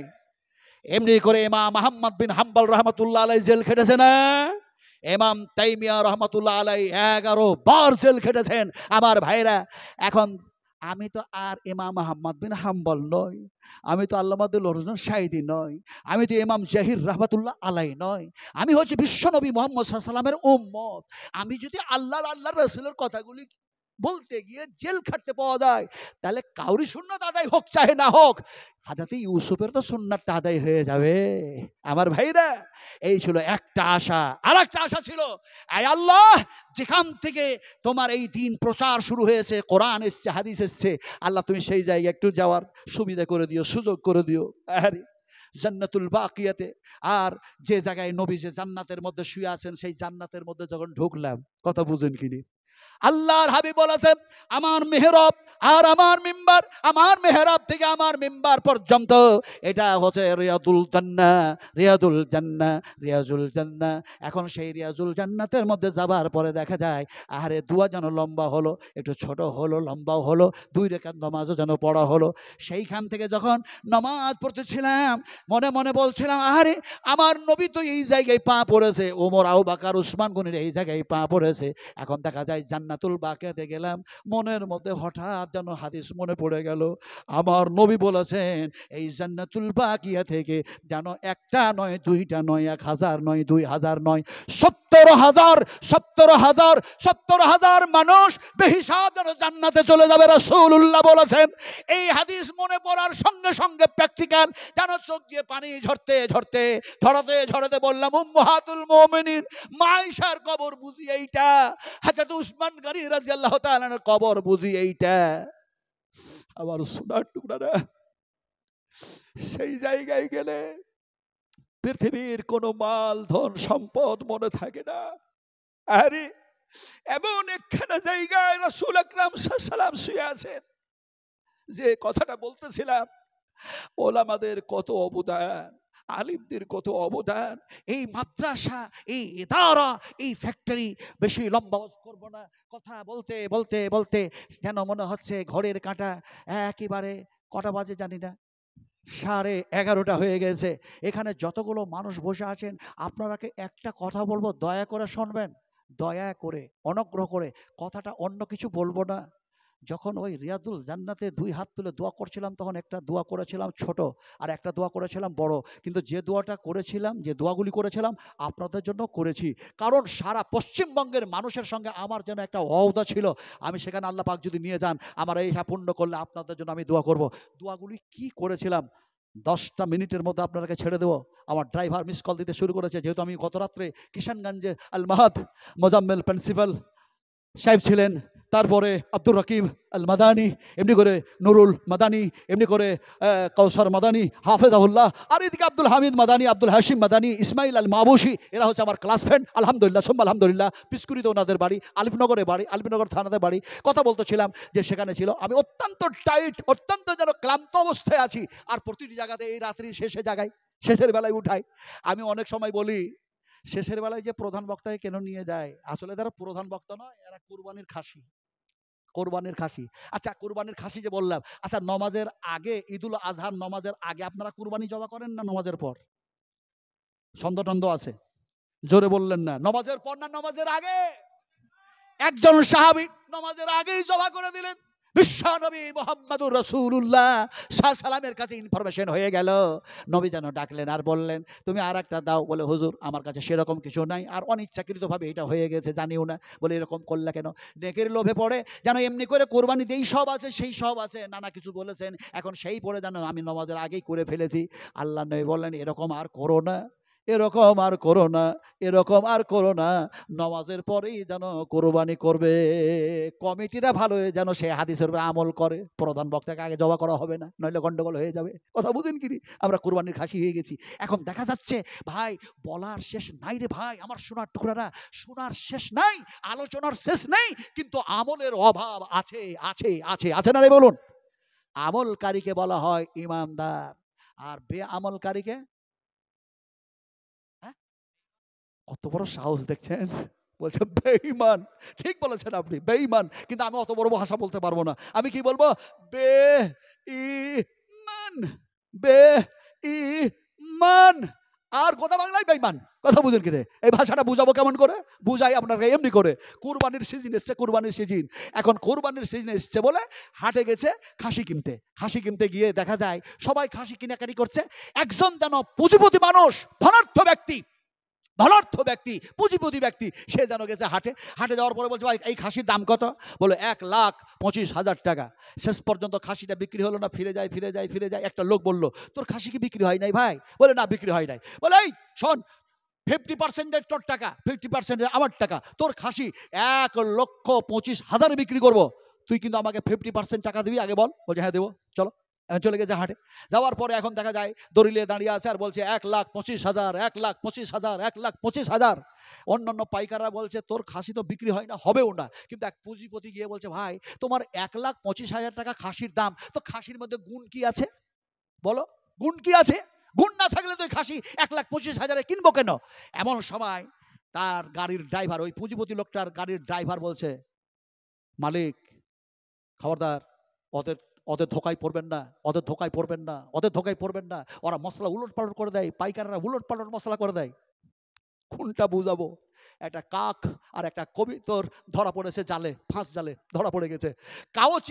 কাকটাও চিৎকার করছে, কা কা কা কা কা কা কা চিৎকার করছে, আর কবিতরটা কাঁদছে। তো কবিতরটা যখন কাঁদছে তখন কাকটাকে বলছে, আর তুই কা কা করিস না, তো তোর চিৎকার শুনে ভালো লাগে না, তোর চিৎকার ভালো লাগে না, কা কা করিস না।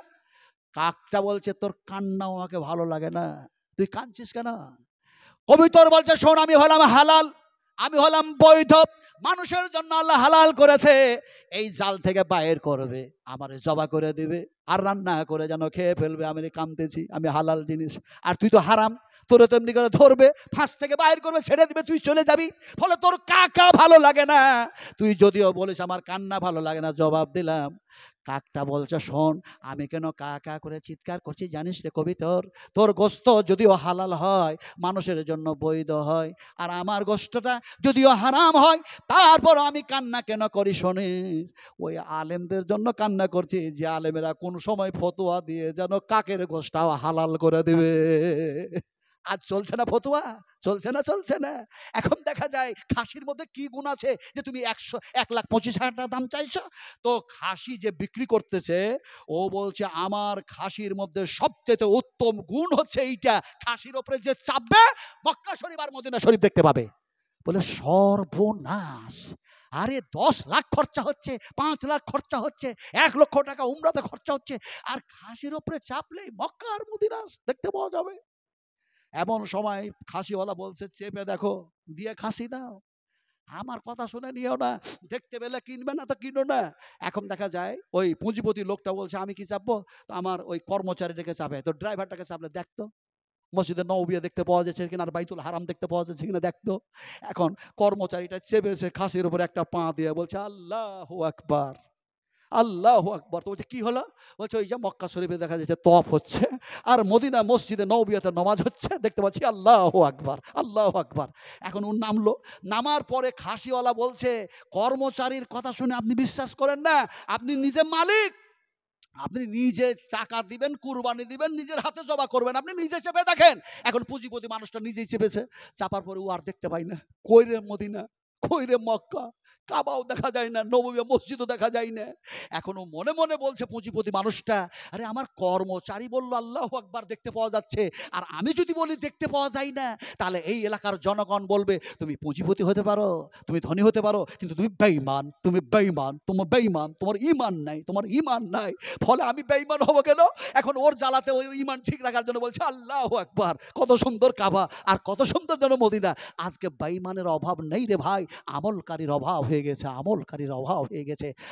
সম্মানিত আজকার জালসার সভাপতি মহাশয়, সামনে বসে থাকা শিক্ষিত, জ্ঞানী, গণী, বুদ্ধিজীবী, ইসলাম দরদি ভাতৃবৃন্দবর, পর্দার আড়ালের মা ও বোনেরা, সকলকেই জানাচ্ছি আমার আন্তরিক শুভেচ্ছা, ভালোবাসা, অভিনন্দন।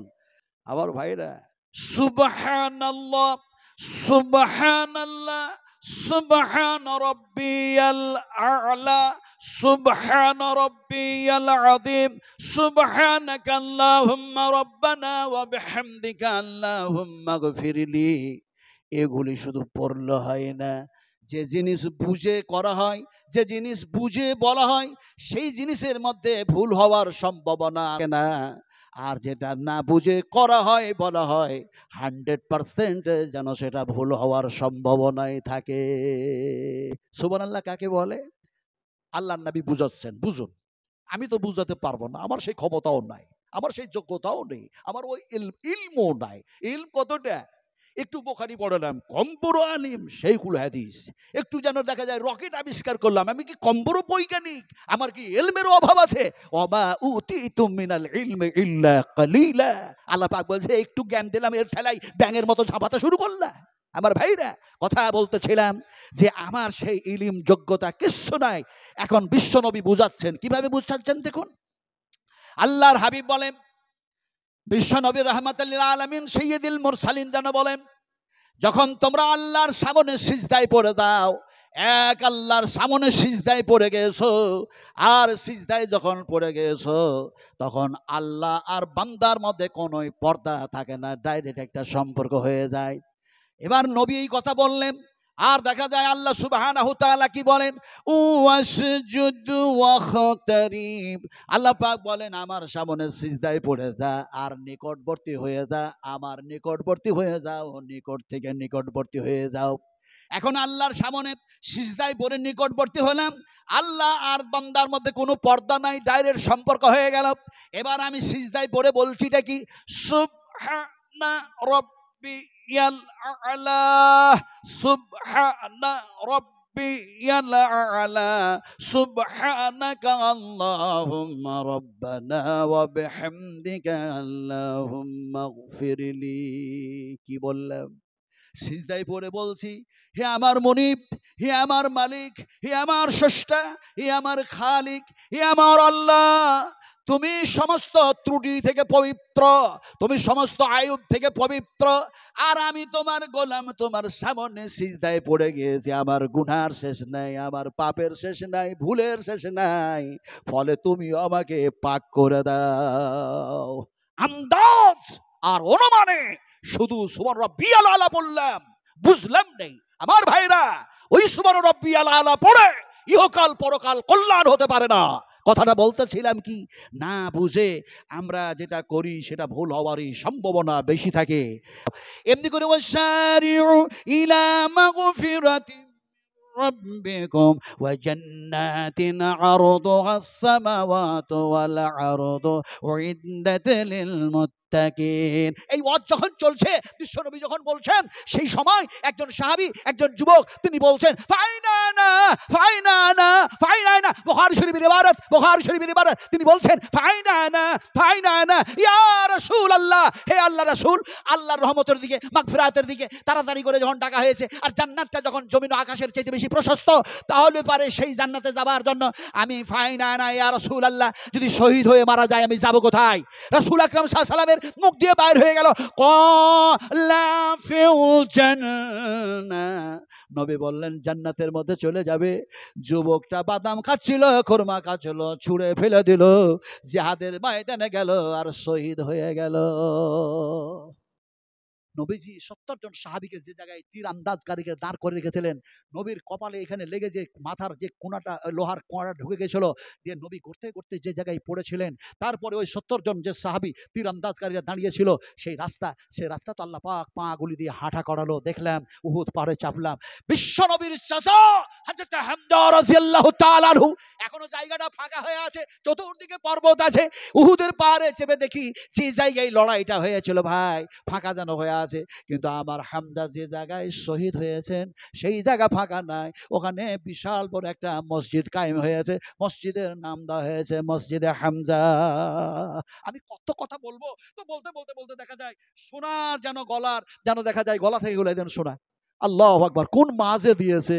আরে আল্লাহ, তুমি উম্মাহাতুল মুমিনিন মা আয়েশার সঙ্গে, মা হাফসার সঙ্গে, মা ফাতেমার সঙ্গে, মা খুদাইজার সঙ্গে, আল্লাহ তুমি এই তোমার পেয়ারা বান্দিকে জান্নাতের মধ্যে তাদের সঙ্গে তুমি প্রবেশ করাইয়া দিও।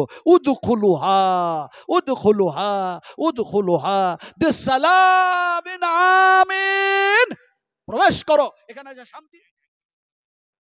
এই মালাটার এক ভরি ওজন।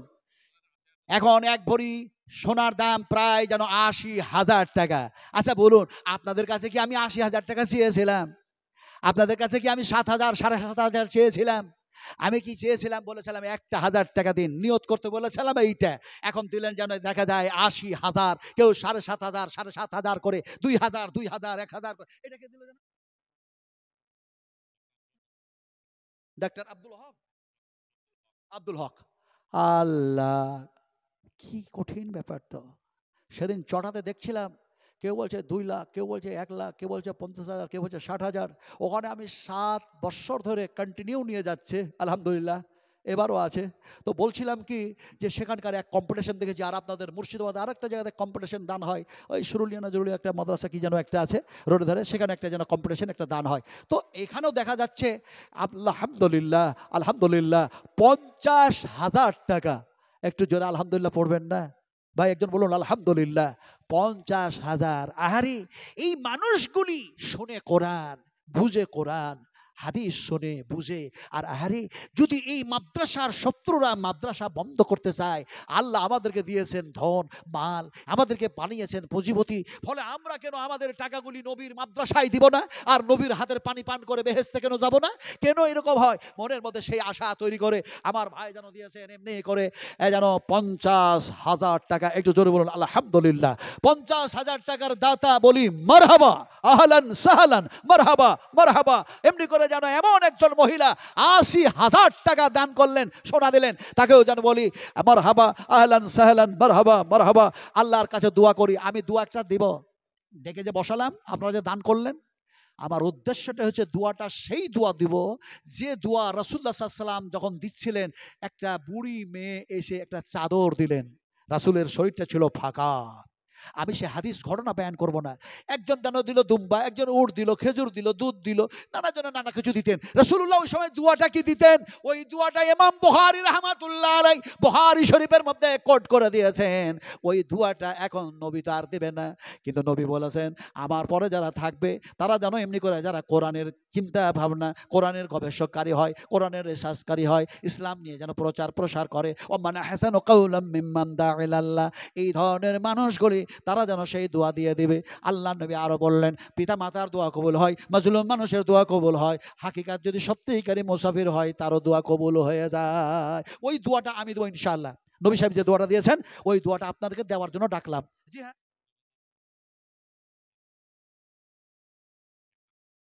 আল্লাহ, আমাদের এখানকার কমিটির ক্যাশিয়ার তিনি যেন দিচ্ছেন 1,00,000 টাকা। জোরে বলি নারায়ে তাকবীর, আরো জোরে বলি নারায়ে তাকবীর।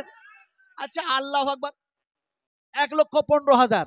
তো আপনারা কি আল্লাহু আকবার জোরে বললে কি মনে মনে ভাবছেন আপনারা তো বিশাল বড় ফায়সালাকারী, আল্লাহ কি পইরা, আল্লাহ কি ঠসা, আল্লাহ কি কানে কম শুনতে পায় যে আপনাকে এত জোরে বলতে হবে? জি হ্যাঁ বলতে হবে, হ্যাঁ বলতে হবে। আপনি আস্তেও বলবেন, জোরেও বলবেন। বলে কেমন করে বলবেন? বিশ্বনবী মুহাম্মদ সাল্লাল্লাহু আলাইহি ওয়াসাল্লাম জিহাদের ময়দানে যাচ্ছেন, সাহাবা একরাম থেকে সঙ্গে করে নিয়ে। রাসূল সেই দিন যেন প্রেজেন্ট ছিলেন, উপস্থিত ছিলেন। আর সাহাবীরা জোরে জোরে বলছে আল্লাহু আকবার, আল্লাহু আকবার। মুশরিকদের সঙ্গে মোকাবেলা, দিনকে প্রতিষ্ঠা কায়েম করার জন্য ব্যাপার। সেই সময় আল্লাহু আকবার, আল্লাহু আকবার জোরে জোরে বলছেন। নবী বললেন, তোমাদের জানের উপরে রহম করো, জানের উপরে রহম করো, জানের উপরে রহম করো। এত জোরে জোরে বলো না, শক্তি ক্ষমতা শেষ করে দিও না। মোকাবেলা করা লাগবে জিহাদের ময়দানে।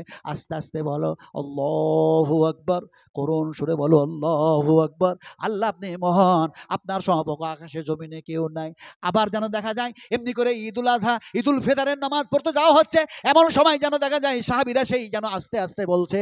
আল্লাহ নবী সে সময় বললেন, জোরে জোরে বলো, জোরে জোরে বলো, তালবিয়াটা জোরে জোরে পড়ো, আল্লাহু আকবার, আল্লাহু আকবার, লা ইলাহা ইল্লাল্লাহু, আল্লাহু আকবার, আল্লাহু আকবার, ওয়ালিল্লাহিল হামদ। জোরে জোরে বলো, জোরে জোরে বলো। একজন বললেন সাহাবী, ইয়া রাসূলুল্লাহ, জিহাদের ময়দানে বললেন জানের উপরে রহম করো, আস্তে বলো। আজকে কেন জোরে আপনি বলতে বলেন? বিশ্ব নবী বললেন, সাহাবীরে আজকে এই জন্যই জোরে জোরে বলতে বলি, আজকের রাত্রে যেন বাজেট পাস হয়ে গিয়েছে, আল্লাহ পাক তোমরাকে ইনাম দেবে, প্রাইজ দেবে। সেই প্রাইজ নেওয়ার জন্য ঈদগাহের ময়দানে যাচ্ছ, আর তোমরা জোরে জোরে বলো। এমন সময় নবী বললেন, এমনি করে গাছ, এমনি করে পাহাড়, এমনি করে পর্বত, এমনি করে ঘাস, এমনি করে যত আছে তারা শুনবে। আর কিয়ামতের মাঠে তোমাদের হয়ে আল্লাহর সামনে সাক্ষী দেবে। ইয়াউমাইযিন তুহাদ্দিসু আখবারাহা। তো 1,15,000 টাকা দেয়, 80,000 টাকা দেয়, 50,000 টাকা দেয়, 7,500 করে টাকা দেয়, এমনি করে 2,000 করে টাকা দেয়। আপনারা একটু জোরে বলতে পারবেন না? আল্লাহকে বড় করতে পারবেন না? একটু জোরে বলি নারায়ে তাকবীর, আরো জোরে বলি নারায়ে তাকবীর। আহা, আল্লাহ সবচেয়ে বড়, আল্লাহর সমকক্ষ কেউ নেই। এবার দোয়াটা দিব, দোয়াটা দিব। কিন্তু এখানে যতগুলো মানুষ বসেন জানি না কে কে দিল না দিল। আপনাদের কাছে মনে হয় নয় জিলাপি টিলাপি খেয়ে শেষ করে দেন নাকি ভাই?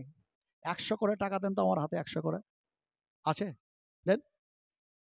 হায় রে, যখন সাফা মারওয়া সাই করছি, এমনি করে ঢুকবেন, এমনি করে ঢুকলেন আর বললেন ইন্না সাফা ওয়াল মারওয়াতা মিন শাইরিল্লাহ ফামান হাজ্জাল বাইতা আবিতামারা ফালা জুনাহা। তখন ঢুকলেন, ঢুকে আবার ঘুরে যান এইদিকে, কাবা ঘর দেখতে পাবেন, আর সাফা মারওয়া পাহাড়ও দেখতে পাবেন। কিন্তু ওপরে চলে গেলে, মিডিলে গেলে দেখতে পাবেন না, আর তার উপরে গেলে দেখতে পাবেন না। এবার চলে গেলেন, চলে যাওয়ার পরে এবার কাবার দিকে মুখ করে যেন হাত তুলে বলুন আল্লাহু আকবার, বিসমিল্লাহ, আল্লাহু আকবার, আল্লাহু আকবার দিয়ে হাত তুলে দোয়া করলেন। এবার সাফা মারওয়া সাই করতে লাগলেন। আল্লাহ পাক যেন বলেন, এই সাফা আর মারওয়া, এই পাহাড় হচ্ছে আমার নিদর্শন বলি, এটা হচ্ছে নিদর্শন বলি, এটা হচ্ছে নিদর্শন বলি।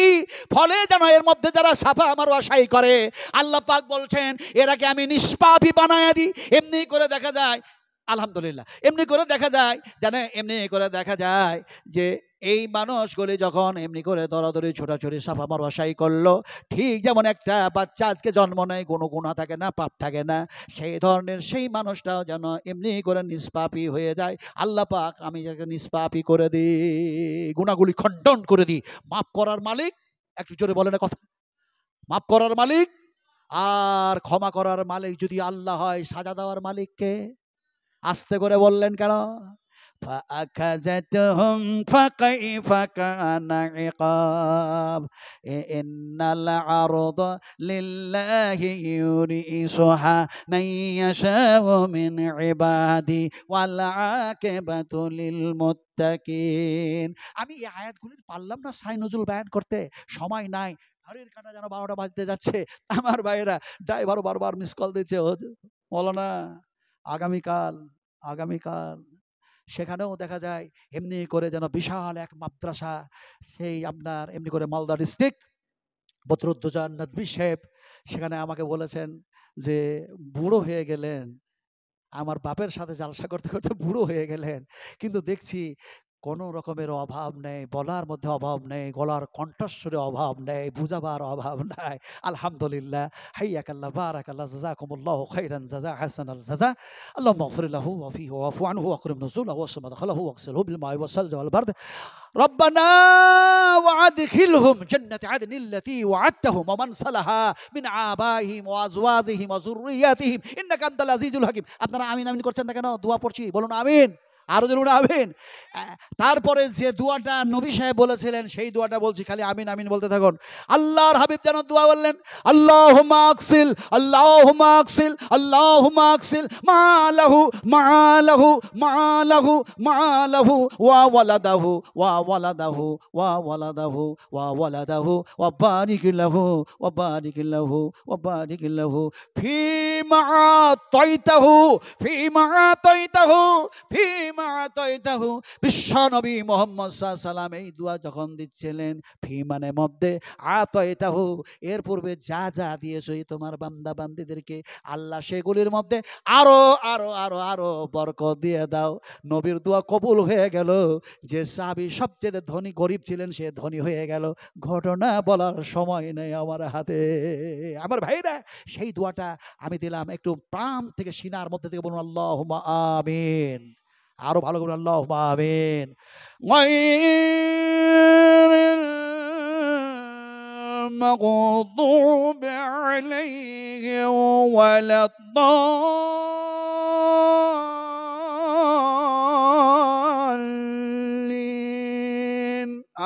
আমিন।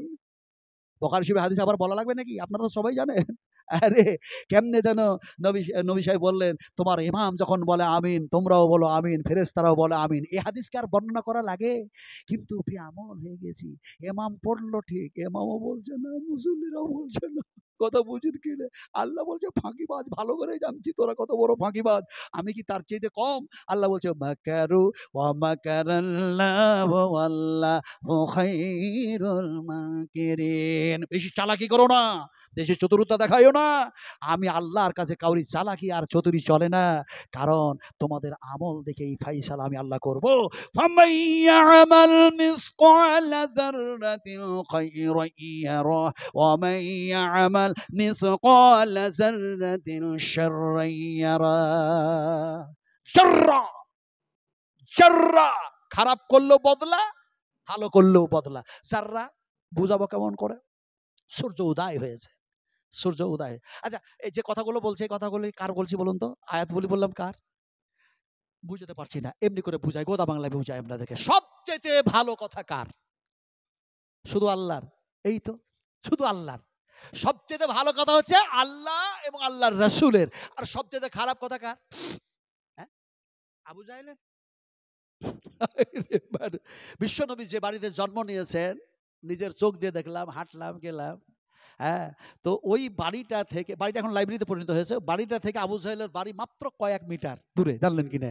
আর সেগুলো পেশাব পায়খানাতে পরিপূর্ণ করে দেওয়া হয়েছে। তারপর বাইতুল হারাম একবার কাছাকাছি। আর ওই দুয়ার দিয়ে নবী সাহেব যেতেন, বুঝতে পারলেন কিনা? তো আবু জাহেলের কথা খারাপ নয় রে ভাই। আবু জাহেলের কথা খারাপ হতে গেলে তো আবু জাহেলের নাম আবুল হাকাম কেন হবে? জ্ঞানীদের পিতা। কিন্তু যখন বদমাশি আর দুষ্টামি আর নানা রকমের যেন জাহিলাতি কাজ করেছিল, তখনই তার নাম হয়ে গেল আবু জাহেল। কথা বুঝেন কিনা? কিন্তু সবচেয়ে খারাপ কথা কার? আল্লাহ তার কথা কোরআনে বলেছেন। সবচেয়ে খারাপ কথা আপনি বললেন কি জানো? হ্যাঁ, ঠিক বলেছেন, ইবলিস, শয়তানের। শয়তানকে কে কে দেখেছেন? হাত তুলে দেখান। নবী সাহেব বলছেন আমি একদিন দেখলাম, নামাজ পড়ছিলাম, নফল নামাজ, তিরমিজি শরীফ হাদিস। আর দেখা যায় এমনি করে নামাজের মধ্যে বিভ্রান্ত করার চেষ্টা করলো। আর আমি নেওয়ার ইচ্ছা হয়ে গেল, আমি এমনি করে যেন নামাজ ছেড়ে দিই আর শয়তানকে যেন বেঁধে দিই আর সাহাবা একরামদেরকে দেখাইয়া দিই, বলে এটা হলো তোমার যেন প্রকাশ্য দুশমন, শত্রু।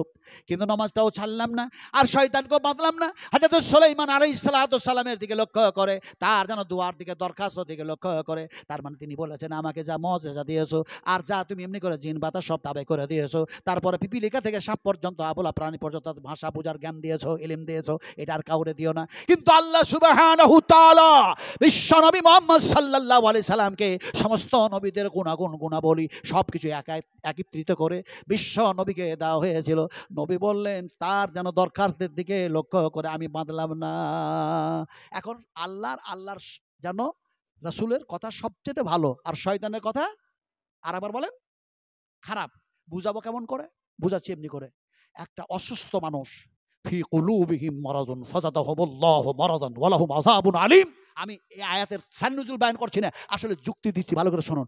যে খারাপ কথা যে শয়তানের সবচেয়ে বেশি, এটা বুঝাচ্ছি আপনাদেরকে। একটা অসুস্থ মানুষ, অসুস্থ, আরে ভাই ইমানের জং, ইমানের মরিচা সাফ করতে গেলে কোরআন কেমিক্যাল দিয়ে সাফ করতে হবে, সহি হাদিস দিয়ে সাফ করতে হবে। এখন দেখা যায় একটা অসুস্থ মানুষ, অসুস্থ মানুষ ওই ডাক্তারের কাছে গেছে, স্যার স্যার আমি হেভি হেভি অসুস্থ, আমাকে একটু ভালো করে ট্রিটমেন্ট করুন আর ভালো করে ওষুধ দেন।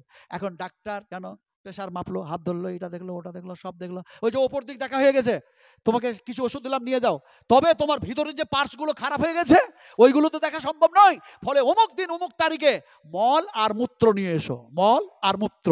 এখন এই কথা বলে দিল, লোকটা যেন চলে যাচ্ছে, চলে যেতে গিয়ে মনে মনে ভাবছে মল আর মূত্র নিয়ে ডাকলো ঠিক, কিন্তু মূত্রটা না হয় একটা বোতলের মধ্যে ভোরের মধ্যে নিয়ে আসবো, কিন্তু মলটা কিসে নিয়ে আসবো? তো চিন্তা ভাবনা করে, জ্ঞানী মানুষ তো, এখন বাড়ি ফিরে যাওয়ার সময় একটা ওই মাটির মিষ্টির ভাঁড় হয় না, ওই ভাঁড়গুলো একটা হাতে করে কিনে নিয়ে চলে যাচ্ছে বাড়িতে। তোর স্ত্রী বলছে ও অসুখ, অসুখ ধরা পড়েছে, বলে অসুখ তো ধরা পড়েছে, তো ভিতরকার পার্টসগুলো খারাপ আছে, হ্যান আছে, তেন আছে, বলতে পারলো না ডাক্তার, তো মল আর মূত্র নিয়ে অমুক তারিখে ডেকেছে। তো বলছে তুমি ওটা নাই ডেকেছে ডেকেছে, তো খালি ভাঁড় কেন নিয়ে আসলে? এই মাটির ভাঁড়টা খালি খালি নিয়ে আসলে কেন? তো পেশেন্টটা বলছে তোদের বুদ্ধি কম রে, বুদ্ধি কম, তোদের বুদ্ধি কম।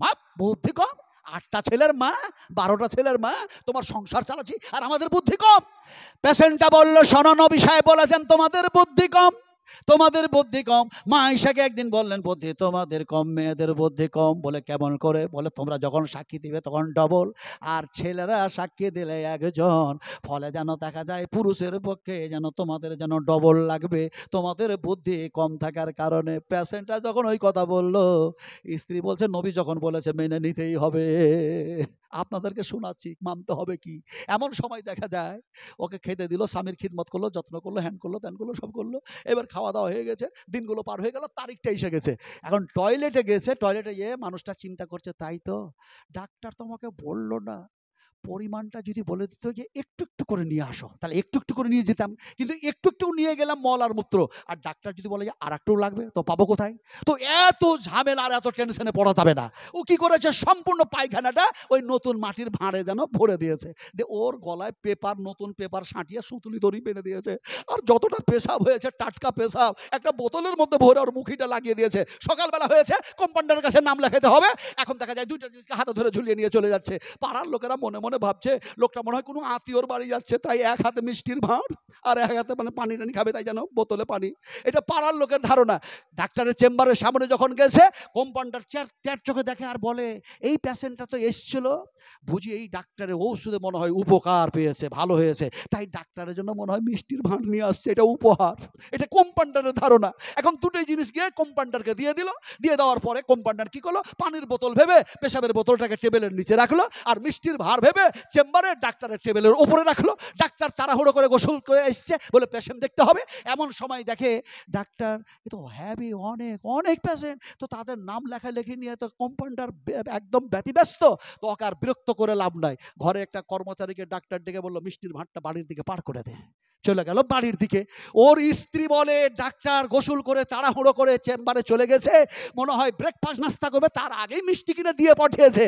কিন্তু বুঝতে তো হয় মিষ্টি আছে না কি আছে, না বুঝে মিষ্টি খাবো বলে ডাক্তার স্ত্রী হাতটা ভরেছে, যেমনে ভরে দেখে পায়খানা উঠতেছে। ডাক্তার স্ত্রী চেম্বারে এসে বলছে তুমি ডাক্তার না ফাক্তার? ডাক্তার বলছে কি হয়েছে? বলে সর্বনাশ হয়ে গেছে, তুমি পায়খানার ভার পাঠিয়েছো না মিষ্টির ভার পাঠিয়েছো? আল্লাহ পাক বলেন ওয়ালা তাত্তাবিউ খুতুওয়াতিশ শায়াতান ইন্নাহু লাকুম আদুব্বুম মুবিন। এক্সাম্পল যা দিয়েছি আল্লাহ পাক যেন বলছেন কি শুনুন, শয়তান হলো তোমাদের প্রকাশ্য শত্রু, প্রকাশ্য দুশমন। শয়তানের থিওরি অনুযায়ী পৃথিবীর মানুষেরা জীবন যাপন করো না, বরং আমি আল্লাহ আর আমার নবী যা বলেছে সেই থিওরি অনুযায়ী জীবন যাপন করো। যদি শয়তানের কথা মোতাবেক জীবন চালাও, তাহলে পায়খানার চেয়ে তো পেশাবের চেয়ে তো বেশি যেন নিকৃষ্ট যেটা জিনিস হবে কথা হবে। এবার আপনাদেরকে বলবো, 10 মিনিট সময় নিয়েছিলাম, কিন্তু 10 মিনিট সময় হতে হতে ঘড়ির কাঁটা 12টা। এখন কাজ কি বাকি আছে বলেন? কাজ বাকি আছে কি? টাকা।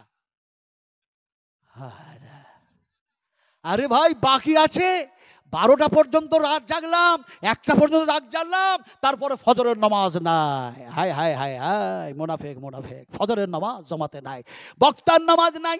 আমি অনেক বক্তার কথা বলি না, বক্তা শুধু বলেছি, মোকাররির বলেছি, বহু বচন শব্দ ব্যবহার করি নাই। বক্তা দেখা যায় ঘুমায়, তারে বলি কেন নামাজ পড়তে কি হবে না, বলে রাত জেগেছি, নবী সাহেব বলেছে যখন ঘুম ভাঙবে তখন নামাজ পড়ে নাও। ওরে বাপরে, কত বড় হাদিস জানে ও, কত বড় হাদিস, হ্যাঁ, কম বড় হাদিস জানে। কথা বলতেছিলাম, রাত্রি 12টা হয়ে গেছে। মাদ্রাসার জন্য তিল তিল শরীর রক্ত থাকা পর্যন্ত দান করবেন, কিন্তু এখানে যতগুলি মানুষ বসে আছি, ফরজ নামাজ ছেড়ে দিব না, জমাতে নামাজ পড়বো। একবার বলতে হবে ইনশাআল্লাহ। পড়বেন তো, পড়বেন তো? খবরদার ঘুমায়া নামাজকে জাই করবেন না, নিজের আমল বরবাদ আমরা করবো না, বলুন ইনশাআল্লাহ। লাস্ট হাদিস বলে আমি শেষ করব। বারবার আমাকে ড্রাইভার মিস কল দিচ্ছে, আসছি ভাই আসছি, দাঁড়ান দাঁড়ান। নাসিরউদ্দিন আলবানী ছিলেন একজন, কিন্তু আমার ড্রাইভারের নাম হচ্ছে নাসিরউদ্দিন, আর ভাবনা থেকে এসছে নাসিরউদ্দিন। যার বাড়িতে ছিলাম, বলো না, কথা বোঝেন কিনা। উনি বলেন এই এলাকাতে আসলে আমার বাড়িতে থাকতে হবে। ওনার বাড়িতে আমি প্রায় 2 ঘন্টা থেকে 2.5 ঘন্টা রেস্ট নিচ্ছিলাম, আলহামদুলিল্লাহ। আর নাস্তা পানি যথেষ্ট পরিমাণে করেছেন, যার জন্য এই মাদ্রাসার আমি একটু পানিও খাইনি এখন পর্যন্ত। এই মাদ্রাসার এখনো পর্যন্ত একটু পানিও খাই নাই। কোথায় রান্না হচ্ছে কি হচ্ছে কিছু জানিও না, কথা বুঝেন কিনা। মুসাফির মানুষ, নতুন মানুষ কিছু বুঝিও না। তো যাক, কথা হচ্ছে কি যে আমার ড্রাইভার নাম হচ্ছে নাসিরউদ্দিন। লাস্ট হাদিস বলে শেষ করব।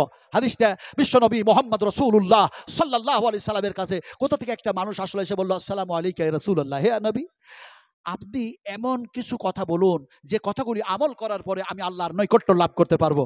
আল্লাহর নবী যেন বললেন যে এই আল্লাহর বান্দা, এই আল্লাহর বান্দা, এই আল্লাহর বান্দা, এক আল্লাহর সঙ্গে শিরক করো না, শিরক করো না, ইন্না শিরকা লা যুলমুন আযীম। খবরদার, এক আল্লাহর সঙ্গে শিরক করো না। এই আল্লাহর বান্দা, এই আল্লাহর বান্দা, ফরজ নামাজ, ফরজ যেন রোজা, ফরজ যেন সালাত, ফরজ যেন সিয়াম ছেড়ে দিও না, ছেড়ে দিও না। আবার নবী বললেন এমনি করে যাকাত দেওয়া বন্ধ করো না, যাকাত দেওয়া বন্ধ করো না।